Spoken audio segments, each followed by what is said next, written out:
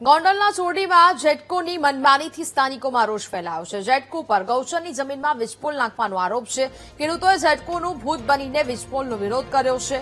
ખેડૂતોના વિરોધને લઈને ગામમાં પોલીસનો બંદોબસ્ત પણ ખડકી દેવામાં આવ્યો છે। તાત્કાલિક ગૌચરની જમીનમાંથી વીજપોલ દૂર કરવાની ખેડૂતો માંગ કરી રહ્યા છે। માંગનો સ્વીકાર ન થવા પર ઉગ્ર આંદોલન કરવાની ખેડૂતો દ્વારા ચીમકી ઉચ્ચારવામાં આવી છે।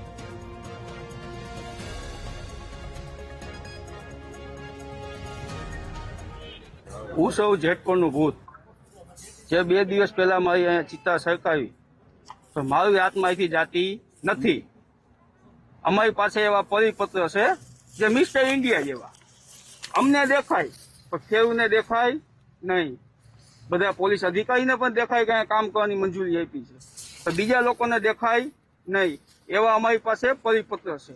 હું અહીંથી જવાનું નથી અને અમને કોઈના કાયદા લાગુ પડે નહીં। આ સરકાર છે અમારા કંપનીની, અમે જે ધારશું તે થશે, આમાં કોઈનાથી રોકાશે નહીં।